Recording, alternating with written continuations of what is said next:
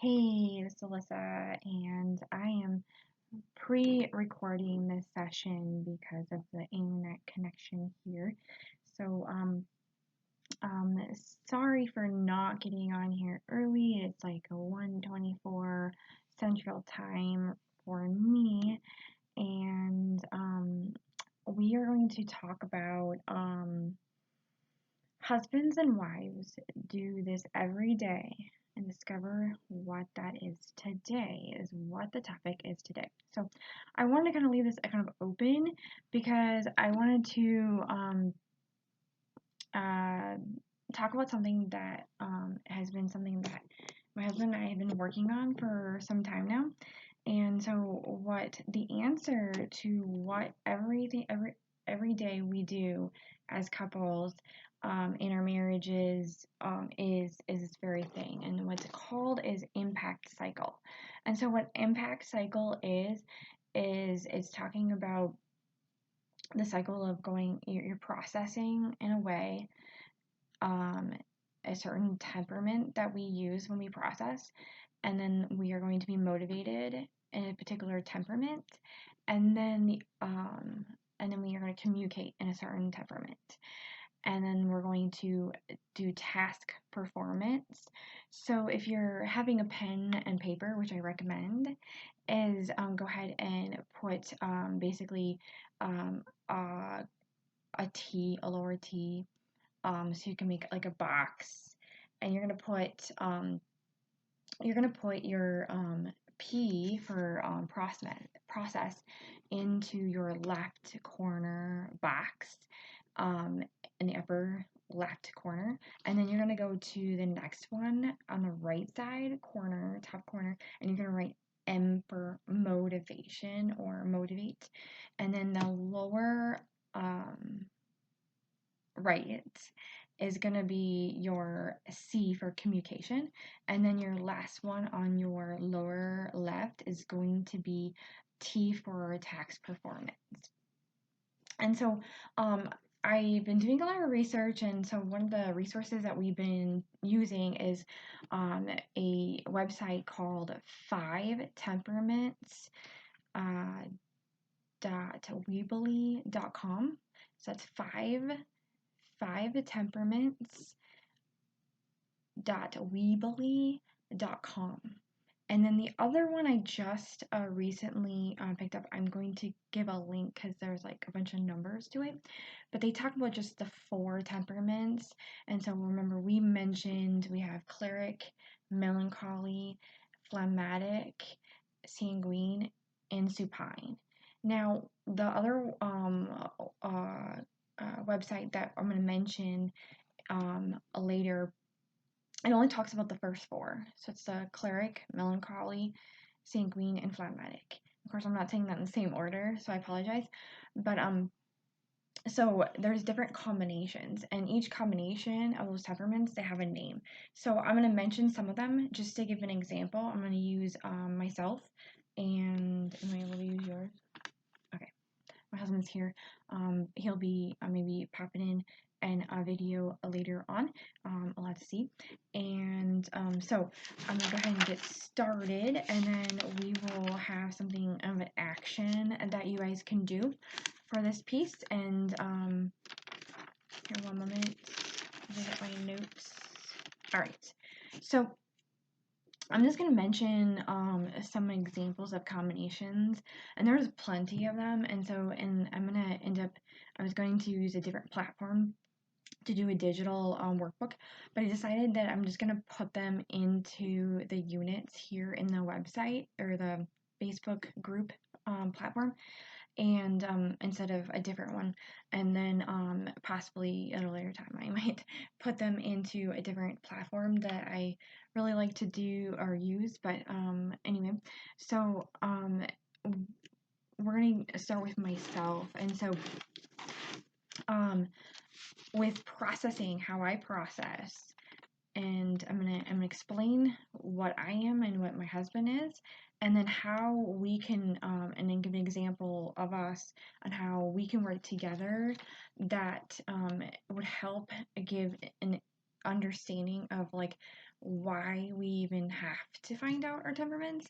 Because if you go on, in my opinion, if you go on day in and day out and you're not knowing how your spouse processes, how they're motivated, or how they're going to communicate to you, or how they need to communicate to you, vice versa, or how they're going to do their tasks, how they're going to perform them, then it's really hard to figure out some things. And so for my husband and I, we really are thriving in the sense of like our faith beliefs, but who picks up the socks every night and just the day-to-day things, like that is a conflict for us. Like, our relationship was built on, on the phone or a video like this, till my computer went kapooey, and so it was just on the phone for like an hour or so.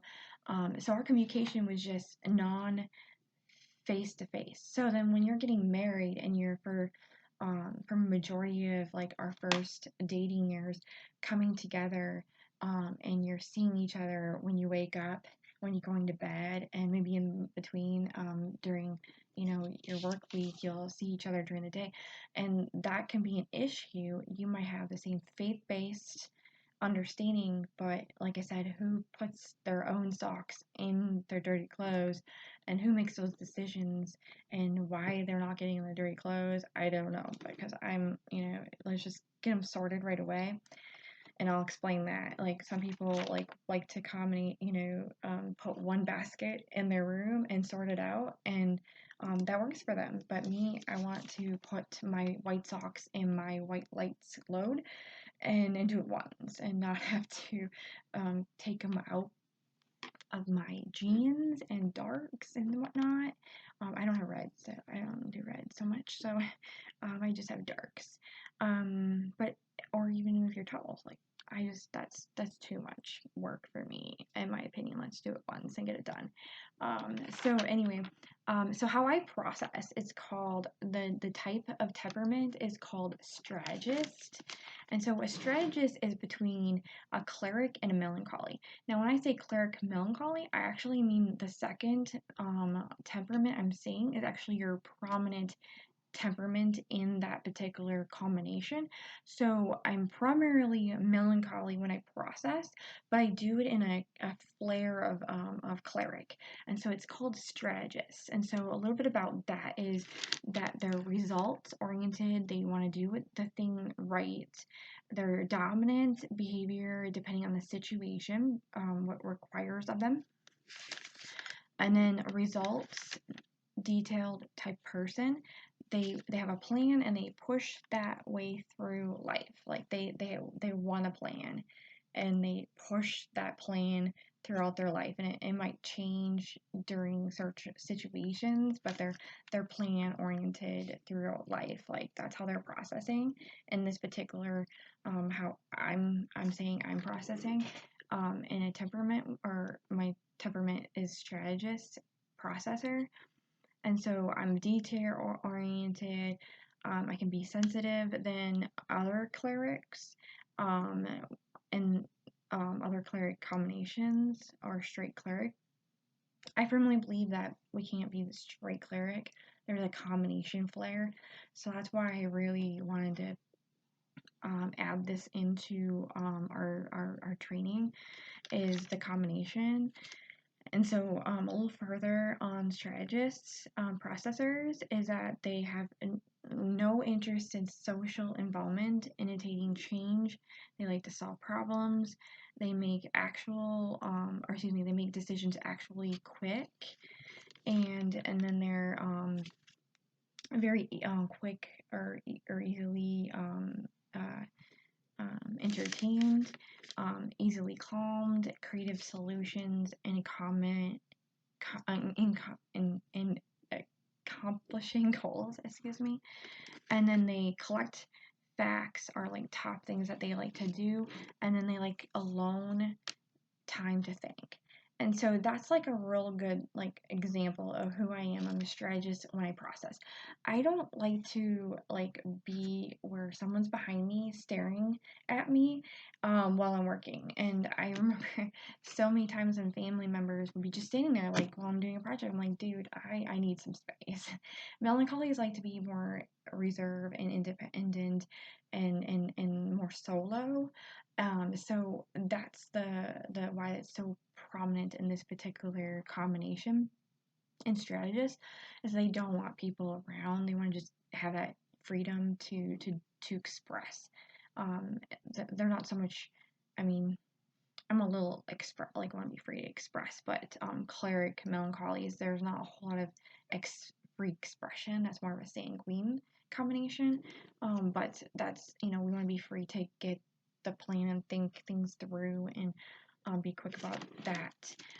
But we're quicker when there's no eyeballs. Oh, that's just a big thing for me. I do not want people staring at me. Maybe you can relate to that in certain aspects. And then as far as motivate, what's a way for me to be motivated? Well, there's a particular combination called motivator, and it just happens to really fit in motivation. And so a motivator is very impatient, win, win and lose life approach. They're practical, use directive, forceful methods to get quick results. Boundless of energy, bored easily, so they want to do a lot of activities that change up. They're eager, self-starters, very competitive, and fight for what they think is right. Now, I didn't say the combination for motivators, that's cleric sanguine. So you can see how like energy and just like that is a real strong point. Sanguines can be creative, but in this particular combination, it's the energy focus and the results from the cleric goal results.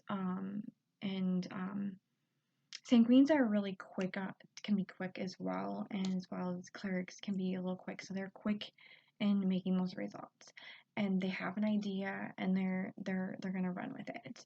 And so for me, I get motivated. So when I get in the morning, I'm processing like a cleric melancholy, and then for me to get up in the morning and actually start my day, I need to find something really quick to be motivated. So as a motivator, to motivate myself, and even you can communicate as a motivator, but for me to motivate myself to get, and that's the idea for motivator, part of the cycle is that it's what's going to motivate you. And so what's motivating me is me to motivate myself to get up in the morning. And so I have to find something that's really an activity that just it's exciting and it's a change.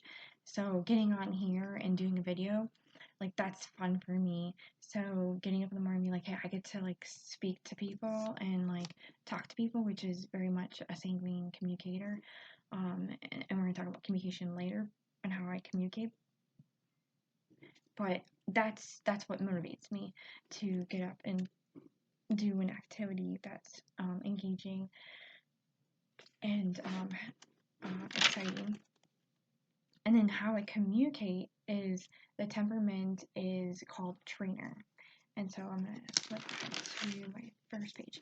Okay, so the trainer is a positive, detail-oriented person who pushes to get results. They're oriented, precise thinkers.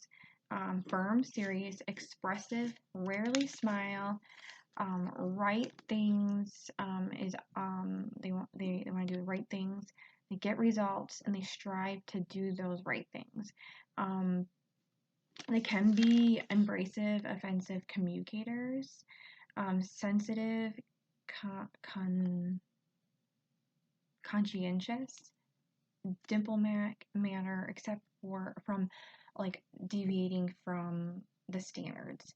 So for me, I want to communicate I'm very strong in what I believe, and after reading this, it was like, oh, this is definitely me. And for taking a moment and looking at how I communicate, a lot of times people will take me as like really, abrasive, and I really didn't understand, like, why are you taking me so, like, you know like, responding in the way that you are, because sometimes what I'm talking about, what I believe is right or know is right through scripture and whatnot, actual facts, I'm going to communicate that, and I'm be straightforward. And I'll give you an example. When I was younger, one of my cousins was looking, she was underage, and so she was a teenager. She was looking to take a smoke out and smoke it in front of my brother and I. And I think it was just my brother, possibly her brother too. So possibly it was four of us hanging out, taking a walk.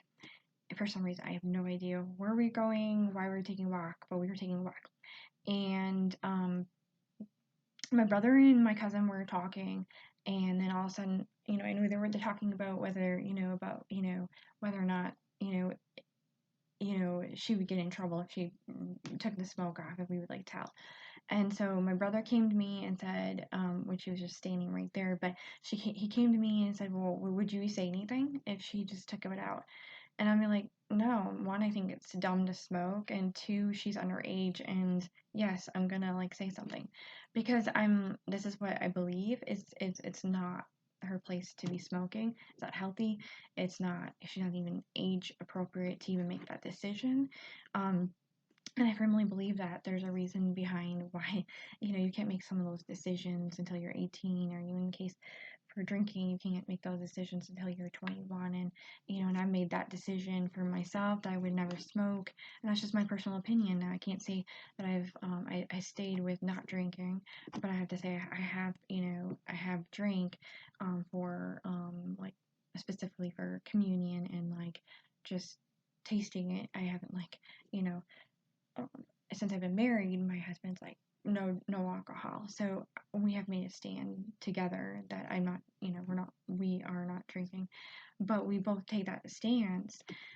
So this is something I believe in, and yes, I'm going to let someone know, because she needs to know that it's not all right, and that she needs to make healthy decisions, and the best way to do that is making sure she gets that accountability. And so that comes out sometimes abrasive when I'm holding someone else accountable to that standard that is even biblical, or just legally, that's, smoking at a teenager is illegal. So we have to be accountable, keep people accountable for those things, and that's what I believe. As a trainer, I want to communicate those standards so that people can be accountable. And so that's where I'm coming across as more of a trainer communicator.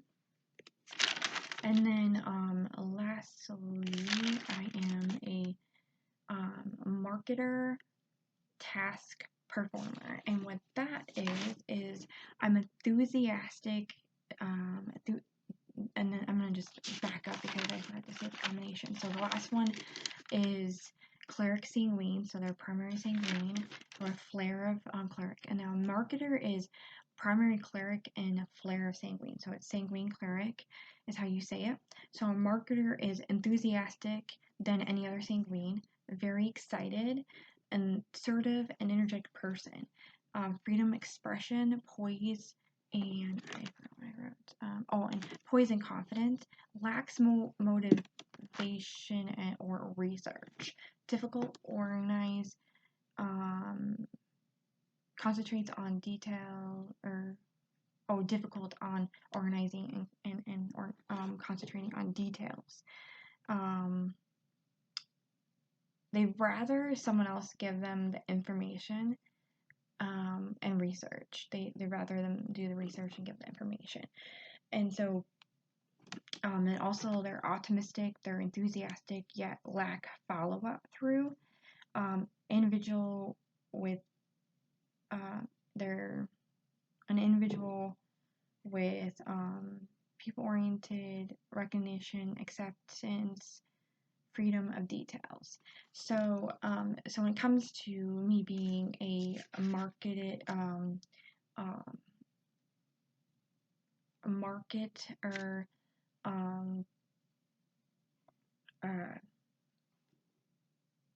task performer, I tend to be, I like to be very enthusiastic and get really creative, and I really thrive on having the freedom of expression in my tasks. But I also, when I'm actually doing a task, I want to make sure that I have the information that I need that's given to me. And I'll give an example. When I was a kid, my parents would give me a task, and if they didn't give me the details of what the results that they were looking for, and let me go do it with freedom to do it how it needed to be done. So I'll give an example of cleaning the bathroom.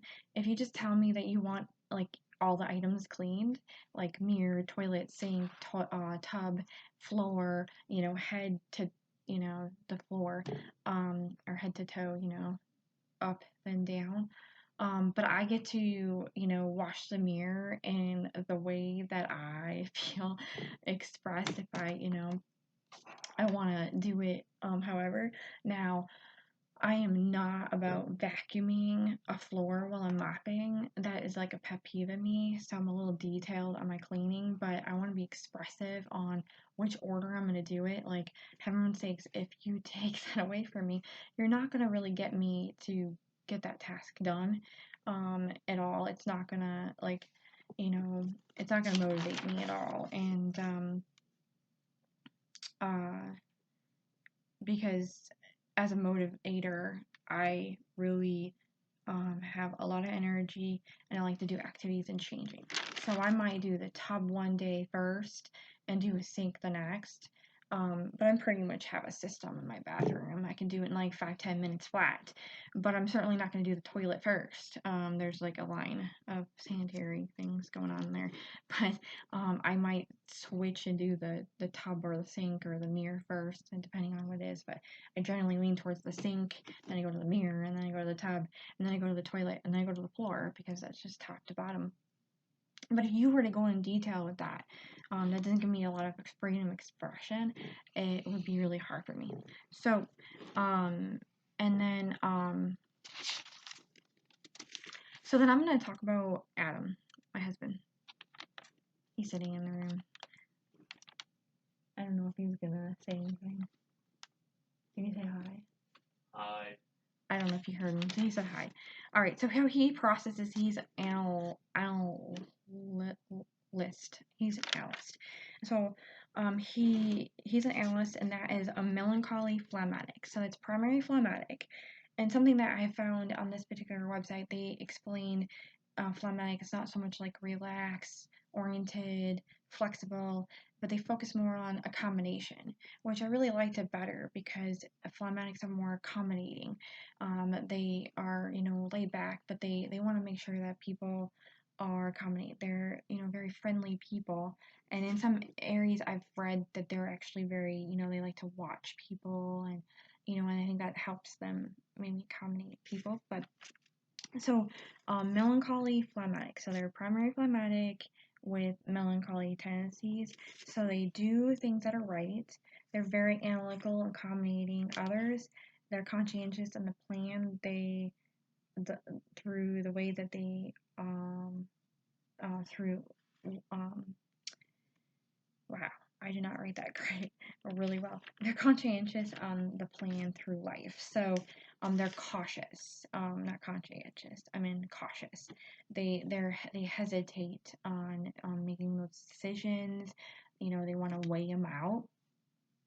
They like alone times, be with family, close friends, not a lot of people. They like to stay short visits, not in big crowds. And they organize well. They function well by needing the information, doing things alone, plan from how they're going to operate. And so this is a big thing for my husband. He likes to really process. And so it's really hard for me looking at the fact that I'm a strategist processor. So going a little bit back to that is I skipped it. If I'm processing, like, I'm looking for the right thing as well. I'm looking for results, and I am developing strategies, and and I like to have that plan, and I like to push that through life. I like to have that plan, and I want to run with it. And so, just a reminder: Strategist is a cleric melancholy, where the analyzer is a melancholy phlegmatic. So we're both a little bit organization, but I'm primarily melancholy, and he is primary phlegmatic. So I get the goal and results I'm looking for. Like, I want to get it. Let's go.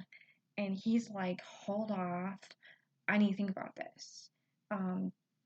So as a leader in the family, as a husband, it makes it really tough for like the wife to be like, okay, this is where we're headed, right? This is what we're doing. We're gonna go for it. And he's like, hold off, let's wait, let's make this sure. And so there's been times where there's been opportunities that have been ahead, and I'm like, hey, we need to grab hold of it. And it could be about housing, it could be about, I don't know, just anything. And we lose the apartment, or, that's been a case in the past where we found a townhome and we really liked it. We had the money, but my husband wanted to think about it. And I'm like, okay, fine, we'll think about it. Well, the next morning, someone saw the place and put money on it. So it was gone the next day when we were going to apply for it. So it's a bummer. It happened. So it sets that I'm fast and quick. And he's like, hold on. So then he says he takes the turtle approach. He just takes a slow pace, looks before he looks and cross. And I'm like, there's no cars coming, let's run, let's go for it. Okay, so that's how we process. And then he's a marketer motivator. How he motivates, or how he's getting motivated, he's a marketer. And so I'm a marketer, but I'm a task performer marketer. So when it comes to motivate, I'm a motivator. So the difference between marketer is a sanguine cleric, primary cleric. Flare is the sanguine, and then the motivator is going to be cleric sanguine. So primary sanguine and flare cleric. As you can see, it's flopped. So he's going to be more cleric when he's motivated, and I'm going to be more sanguine. So the difference is that he's going to be motivated by being very excited, enthusiastic. He's assertive, energetic person. He's a freedom expression, poised and confident, lacks motivation and research. He's difficulty of organization, concentrating on the details. So when he's trying to just, get motivated to get onto the task, so he's moving from, I have a plan, now what's going to motivate me to get that plan done? He's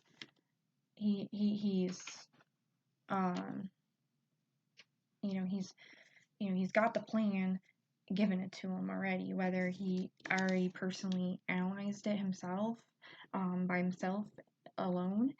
But he's going to be energetic to do that plan, but he lacks that follow through. And then for me, I'm a motivator. So I'm very impatient, win lose, like, if I don't, get this thing done, I could lose what could be up ahead that I need to grab a hold of. And so I like different things going on to wake up in the morning and do, where, he's going to be more of like processing a day at a slow pace, and then he's switching to motivate. he's, would you say you're more, like, how do you explain that? Okay, he's so I'm just gonna, we're still figuring this out, but this is just a rough, explanation of how these work. But he is, he's gonna be looking, it's a combination of like being free to express and get into an activity that's engaging, but the part that we find that it's hard for him to be motivated to get things done is that he's stuck with, is this plan really gonna work? And so he gets stuck on that, and so where I'm just like, okay, I'm not stuck, I'm just gonna go for it. So we're having that conflict a little bit. And then the communication, he's a relator, and then I mentioned that I was a trainer. So a relator is going to be sanguine, phlegmatic. So primarily phlegmatic, and he's going to have a flare of sanguine. So he's relators accept socially, accommodate others, produce people, person, accommodating. Relationship oriented than any other sanguine.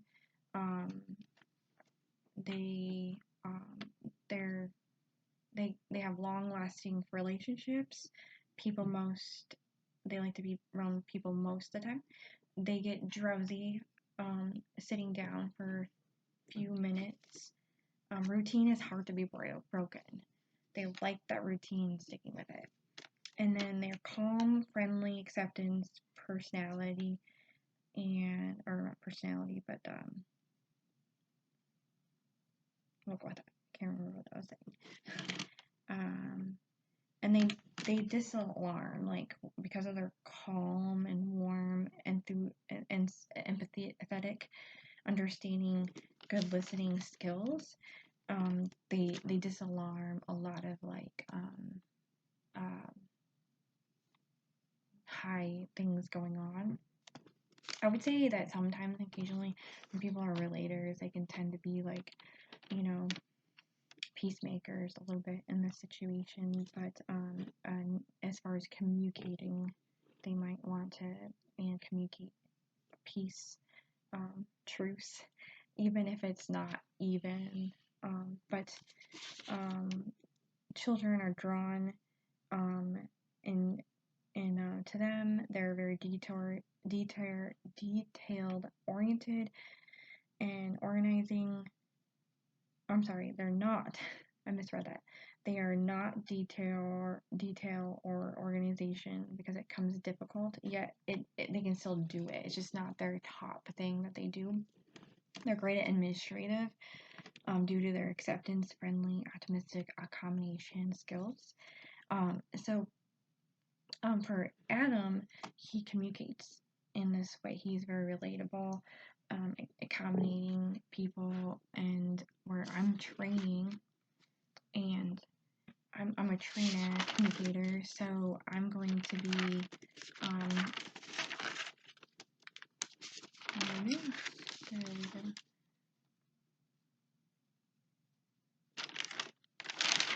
there we go. Okay, so that's a melancholy cleric, and then he's a relator, sanguine, phlegmatic. So he's gonna be more easygoing, low pace. Where I'm a trainer, and it's melancholy cleric, and so cleric is more high paced. Melancholy is more low pace. So I'm not gonna be necessarily very high on the cleric side, but I'm not going to be very low on the melancholy. So I'm going to be wanting to push results as a trainer, and want to get across what is truth, and I might come across maybe abrasive. Not that I'm trying to, but that's just kind of how it comes across sometimes. And can be brief, direct, and blunt. And not trying to be offensive, but that's just sometimes how it can come across, where he's going to want to be more, bring calm to the conversation. So a lot of times I'll say something in a conversation with people in a group, And I find myself, I look at him and say, well, can you, like, I'm looking at him, can you interpret this? Because he has this way of, like, communicating that just calms everything down. And I love it because we work together to communicate. Sometimes when I pass the baton to him, he doesn't quite know what I'm trying to say. And sometimes he doesn't, and he still aims in the same direction that I was going. And sometimes later I'm like, Adam, I was not talking about that, but that did sound pretty good, but that was not where I was going. But you certainly decelerated the situation, because sometimes I can say something and people, instead of, because of their temperaments, they interpret it and get offended instead of just hearing out what's being said. So we have a rule of thumb in our family that we need to do 3 steps. 1, look at the person talking. 2, stop to look. So you're stopping to look, and then you're listening, and then you're getting the call of action um, before you even go. So you need to know what that call of action is before you go. And a lot of times people aren't stopping to listen 100% from start to finish. They kind of like hear a portion and then they get offended and they never heard the other half to realize, wait, that's not what she meant. It was actually going in this direction. It just didn't come out in the beginning the direction that it should sounded like it was just going to go across. And then sometimes people aren't listening to the call of action, so they're thinking there is no call of action, and they just add their own input, changing the subject, and then you're going from one topic to another topic, and you're never going to complete a conversation. You're going just from one conversation topic to another. And I've been in so many of those conversations, and I realize how challenging that can be to communicate.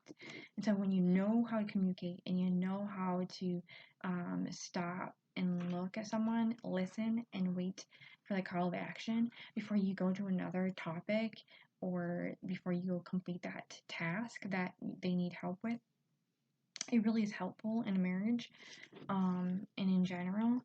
But then we're going to go into task oriented. So now he's a director in his task oriented.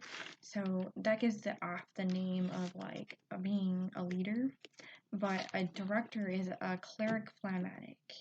So he's in primary phlegmatic and he's got a flare cleric.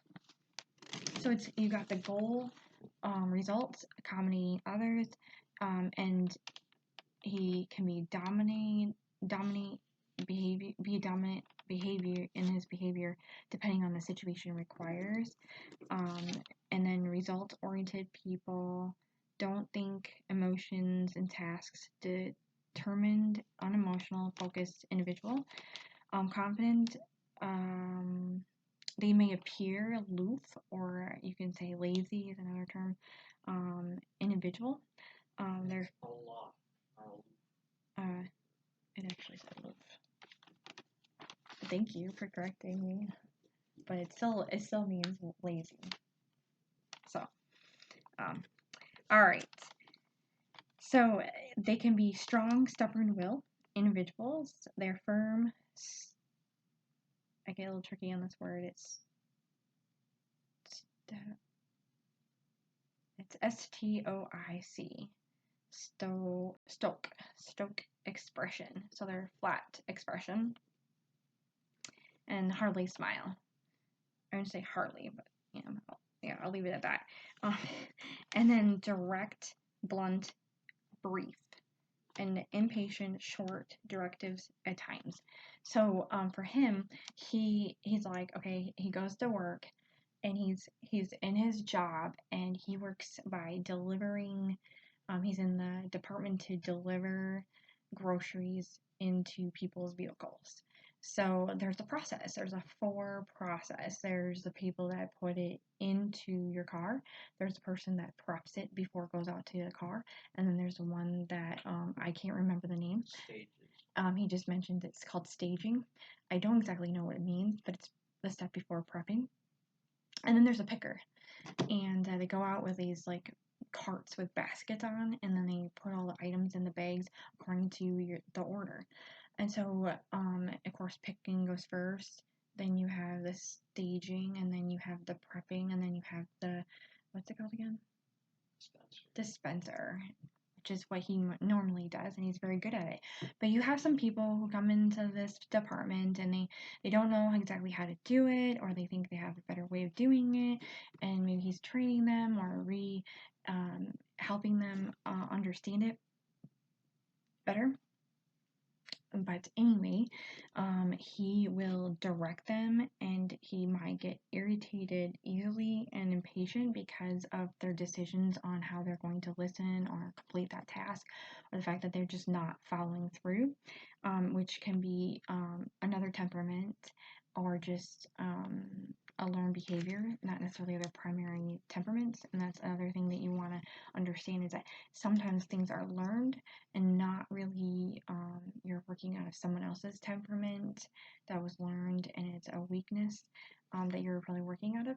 But then if it's your strength, it's gonna you're gonna have some, the good and the bad with it, but knowing what they are, that you can also work them out. So if you tend to find yourself relating to a temperament combination like director, you can be like, okay, impatient and short directives. Okay, well, I can work on that. I can, work on being patient a little bit more, and understanding that some people are just not going to roll the way that they ought to make this job go easier. It might irritate me, but I can, I can be patient and work a little bit more.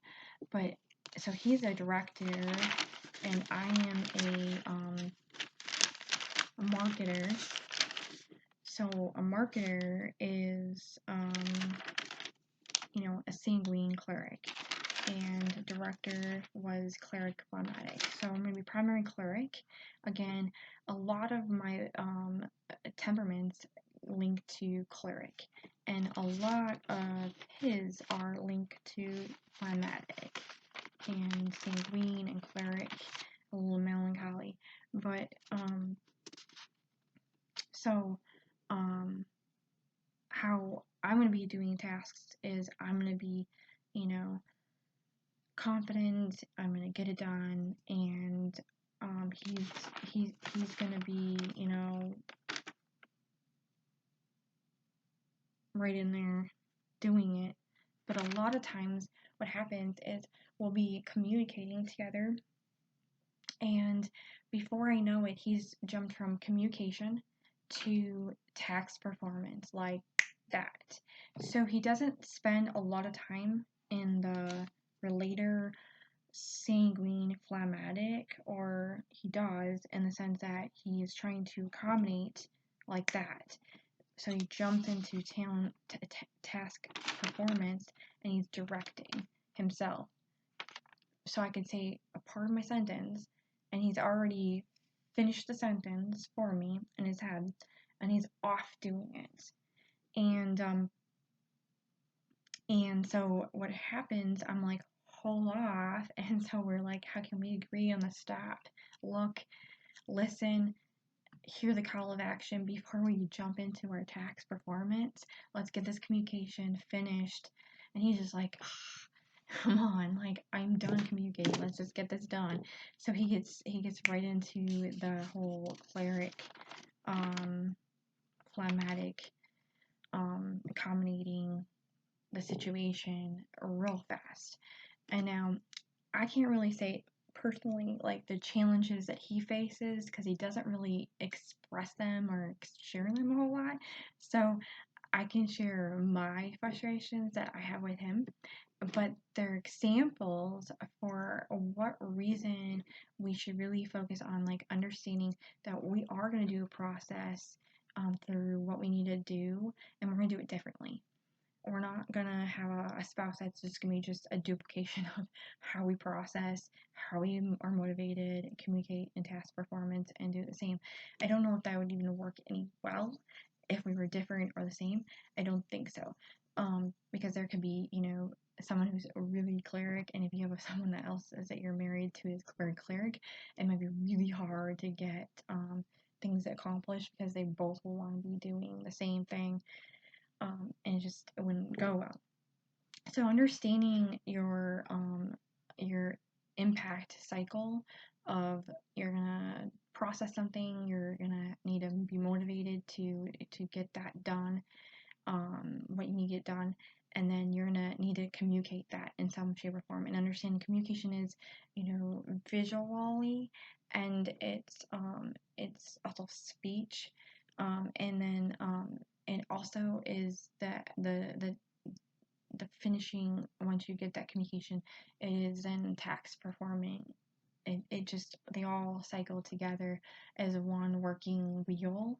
And we are having one um, when we're having a sense of discord, it's like having a flat portion of the wheel, and it's just not gonna work. Or maybe you have like a bike, a bicycle that has two wheels, and if like one person isn't allowed to move in the function that they're created to be, then it's like having a flat tire. So you're moving that bike along together, um, and you're not able to accomplish the goals that you need to accomplish through your marriage, and impact your family, impact your career, impact your community. You're not going to be able to work together in doing those things. And the idea of being married is to be able to help each other. Now, the call of action I want to really have you guys, encourage you guys to do is one, just think about how you process and how you get motivated and how you communicate and how you do task performance, and in a sense of like not knowing necessarily the combination of temperaments, because I'm not going to get into that because it would take way too much longer than I am already. And I was going to limit to like 20 minutes, and I was going to maybe do 20 minutes, and I decided to just get it all in one, see how that will work. But and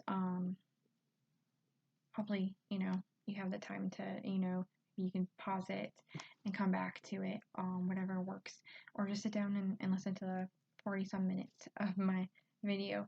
But anyway, we number one, we have the call of action to write down how you process, how you motivate, how you communicate, and how you do task performance. And then I'm going to write down the different, temperament combinations. And then the second opportunity is to look at those and see where you fall into that. And then maybe if your spouse can do the same thing, if they're not willing to do that, then maybe you can just think about how do they behave, and then you can write those down for yourself, and then you can realize, how can I relate to my spouse, and how they process, how they get motivated, how they communicate, and how they do tasks. So when you're communicating with them, and when you're trying to move things along, you're able to better work together. Third is what's called what was that saying from Facing the Giants? What was that saying from the Facing the Giants? Which one? About the stone wall. Oh, everyone takes their section wall, make Yeah. a stone wall. So in Nehemiah, the book of Nehemiah in the Bible, Nehemiah is helping the team together to build the stone walls back up in Jerusalem, and to rebuild the town. And so in the movie Facing the Giants, they mention something about everyone does their part of building the stone wall, and keeping their side built, and you can only do your portion. And when you when you're helping your spouse, as wives, we help them by doing what is the portion in front of us, and not doing their portion, but doing our portion. And husbands are doing their portion by, working on their portion and not putting it, say, on the wife. Because I think sometimes we get a lot of weight from our spouse, or our husband, excuse me.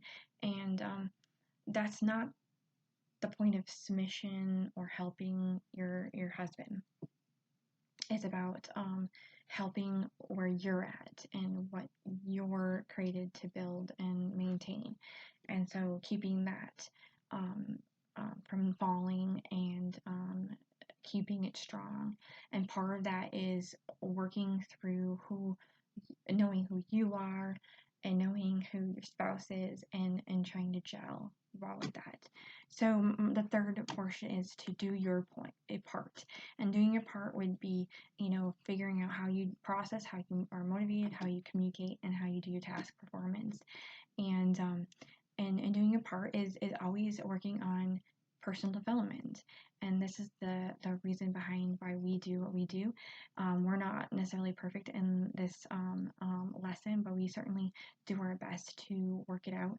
And it's an ongoing basis. And there's nothing wrong with a few moments where you're just like, it didn't work out. So, but you just try again, and you love your spouse through it all. So, well, thank you for joining us, and we will be back probably tomorrow with another video. And thank you for coming and watching, and I hope to see you in the comments. Take care.